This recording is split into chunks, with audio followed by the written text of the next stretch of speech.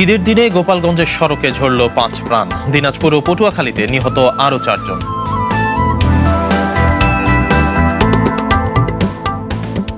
আড়তে কোরবানির চামড়া সংগ্রহ শুরু। প্রত্যাশিত দাম না পাওয়ার অভিযোগ মৌসুমী ব্যবসায়ীদের।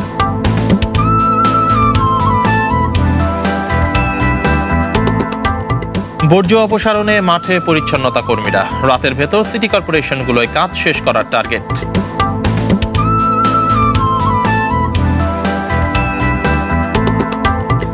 এবং ছুটি নেই চিকিৎসক, নার্স, আইন শৃঙ্খলা বাহিনী ও পরিচ্ছন্নতা কর্মীদের। ঈদের ছুটিতেও সচল চট্টগ্রাম সমুদ্র বন্দর।